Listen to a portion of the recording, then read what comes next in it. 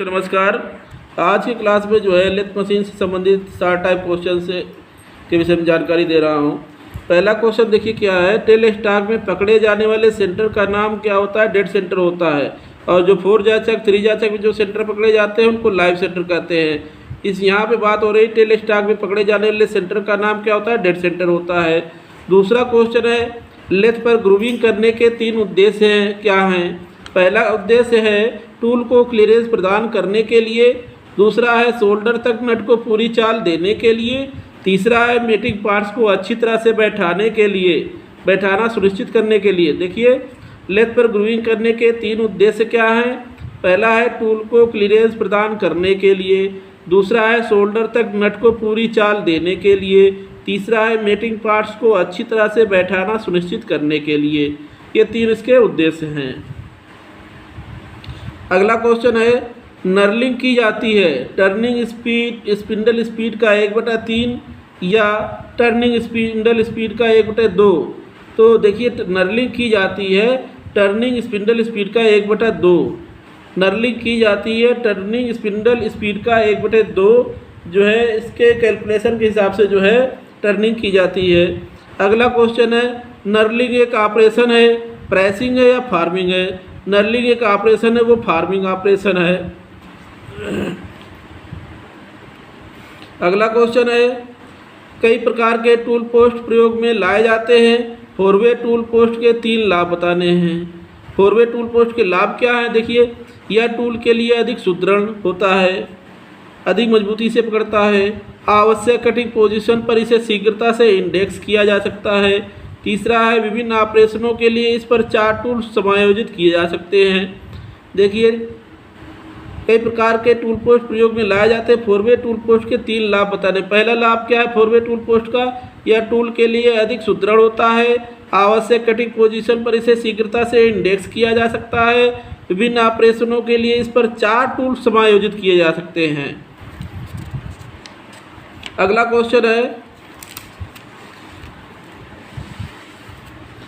Lathe पर किए जाने वाले ऑपरेशनों में से एक फार्म टर्निंग है। इस ऑपरेशन करने के लिए 3 विधियां बताइए। 3 विधियां बतानी है। एक तो फाइलिंग द्वारा, दूसरा फार्मिंग द्वारा, तीसरा है क्रॉस स्लाइड और कंपाउंड स्लाइड के कंपाउंड मूवमेंट द्वारा। फिर से देखिए लेथ पर किए जाने वाले ऑपरेशनों में से एक फार्म टर्निंग है। इस ऑपरेशन करने के लिए 3 विधियां कौन कौन सी है? पहला फाइलिंग द्वारा, दूसरा है फार्मिंग द्वारा, तीसरा है क्रॉस स्लाइड और कंपाउंड स्लाइड के कंपाउंड मूवमेंट द्वारा। अगला क्वेश्चन है पार्टिंग ऑफ ऑपरेशन करना चाहिए अधिक स्पिंडल स्पीड पर या धीमी स्पिंडल स्पीड पर करना चाहिए? तो पार्टिंग ऑफ जो है ऑपरेशन करना चाहिए अधिक स्पिंडल स्पीड पर करना चाहिए और फीड कम दें।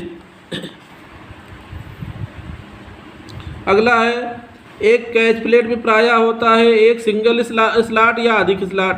तो एक कैच प्लेट में प्रायः जो है एक सिंगल स्लॉट होता है। एक कैच प्लेट में प्रायः एक जो है सिंगल स्लॉट होता है। अगला क्वेश्चन है ड्राइविंग प्लेट का प्रयोग किस कार्य के लिए किया जाता है? Lathe dog. देखिए ड्राइविंग प्लेट का प्रयोग किया जाता है लेथ डॉग के साथ सेंटरों के बीच शाफ्टों का ड्राइव करने के लिए। ड्राइविंग प्लेट का प्रयोग किया जाता है लेथ डॉग के साथ सेंटरों के बीच शाफ्टों का ड्राइव करने के लिए जो है ड्राइविंग प्लेट का प्रयोग किया जाता है। अगला क्वेश्चन है शाफ्टों पर रेडियस ग्रूविंग बनाने का मुख्य उद्देश्य क्या है? रिवॉल्विंग शाफ्ट की स्ट्रेन को सहन करने के लिए। फिर से देखिए शाफ्टों पर रेडियस ग्रूविंग बनाने का मुख्य उद्देश्य जो है रिवॉल्विंग शाफ्ट की स्ट्रेन को सहन करने के लिए बनाया जाता है। अगला है लेथ में वर्कपीस को ढीला या कसने के बाद चक्की को तुरंत निकाल देना चाहिए, सही है गलत? तो लेथ में वर्कपीस को ढीला या कसने के बाद चक्की को जो है निकाल देना चाहिए या सही होगा? कभी चक्की को जो है चक में फंसा हुआ नहीं छोड़ना चाहिए। अगला क्वेश्चन है फेस प्लेट में कार फेस प्लेट कार में बैलेंसिंग की जाती है, इसका कारण बताएं। कार की यूनिफॉर्म रोटेशन के लिए की जाती है। फेस प्लेट कार में बैलेंसिंग की जाती है, कार की यूनिफॉर्म रोटेशन के लिए की जाती है। देखिए, फेस प्लेट कार में बैलेंसिंग की जाती है कार की यूनिफॉर्म रोटेशन के लिए। अगला क्वेश्चन है, यदि ट्रेवलिंग स्टडी के पैड्स अधिक टाइट एडजस्ट किए जाते हैं तो वे कटिंग टूल के विरुद्ध जाब को स्प्रिंग करेगा। यह सही है या गलत है? यह सही होगा। देखिए, यदि ट्रेवलिंग स्टडी के पैड्स अधिक टाइट एडजस्ट किए जाते हैं तो वे कटिंग टूल के विरुद्ध जाब को स्प्रिंग करेगा। यह सही है। अगला क्वेश्चन है, फिक्स्ड स्टडी में एक अनियमित आकार या बिना गोलाई वाले वर्कपीस को आश्रय देने के लिए एक सेट हेड का प्रयोग किया जाता है। यह क्या है? सही है। फिर से देखिए, फिक्स्ड स्टडी में एक अनियमित आकार या बिना गोलाई वाले वर्कपीस को आश्रय देने के लिए एक सेट हेड प्रयोग किया जाता है। यह सही है। अगला क्वेश्चन है, बोरिंग टूल पर एक सेकेंडरी क्लीयरेंस दिया जाता है, इसका कारण क्या है? इंटरनल सरफेस के साथ टूल की हील को रगड़ खाने से बचाने के लिए बोरिंग टूल पर एक सेकेंडरी क्लीयरेंस दिया जाता है, क्योंकि इंटरनल सरफेस के साथ टूल की हील को रगड़ खाने से बचाने के लिए। अगला क्वेश्चन है, बोरिंग टूल को पकड़ने वाली एक ऐसी अच्छी विधि बताएं जिससे टूल पर न्यूनतम स्प्रिंगिंग एक्शन हो और टूल को सुदृढ़ता मिल सके। तो न्यूनतम ओवरहैंग के साथ 4-वे टूल पोस्ट में सॉलिड बोरिंग बार को पकड़ें। यहाँ पे सॉलिड होगा, सॉलिड बोरिंग बार को पकड़ें। फिर से देखिए, बोरिंग टूल को पकड़ने वाली एक ऐसी अच्छी विधि बताएं जिससे टूल पर न्यूनतम स्प्रिंगिंग एक्शन हो और टूल को सुदृढ़ता मिल सके। तो क्या होगा? न्यूनतम ओवरहैंग के साथ 4-वे टूल पोस्ट में सॉलिड बोरिंग बार को पकड़ें।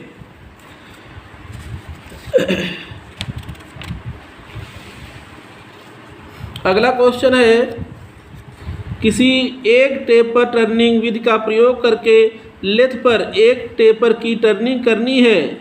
टेपर की टर्निंग करने के लिए आवश्यक 3 मुख्य डायमेंशनें बताएं। फिर से देखिए, किसी एक टेपर टर्निंग विधि का प्रयोग करके लेथ पर एक टेपर की टर्निंग करनी है।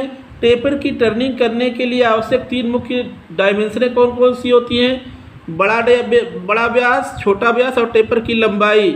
अगर बड़ा डाया, छोटा डाया और टेपर की लंबाई पता है तो उसे हम डिग्री में कन्वर्टर कर सकते हैं।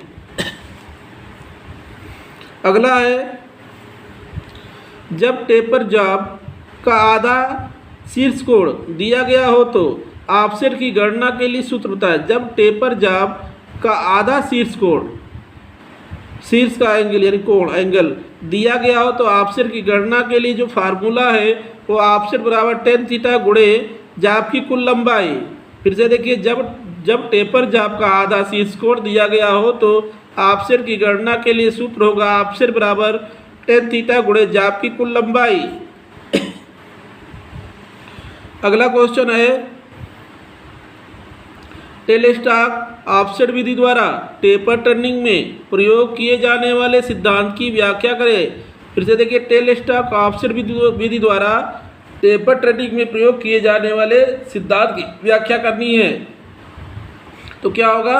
जाब के अक्ष को लेथ के अक्ष से जाब के अक्ष को लेथ के अक्ष से अलाइनमेंट से आउट रखा जाता है और टूल को लेथ के अक्ष के समानांतर मूव किया जाता है। फिर से देखिए, टेलेस्टॉक ऑफसेट विधि द्वारा टेपर टर्निंग में प्रयोग किए जाने वाले सिद्धांत की व्याख्या करें।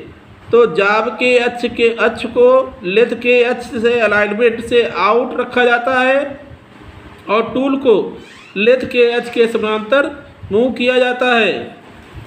अगला क्वेश्चन है,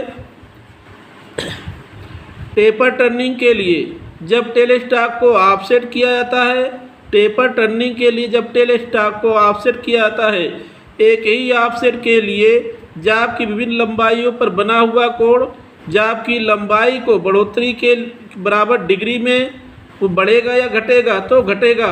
फिर से देखिए, टेपर टर्निंग के लिए जब टेल स्टॉक को ऑफसेट किया जाता है, एक ही ऑफसेट के लिए जाब की विभिन्न लंबाइयों पर बना हुआ कोण जाब की लंबाई को बढ़ोतरी के बराबर डिग्री में जो है घटेगा।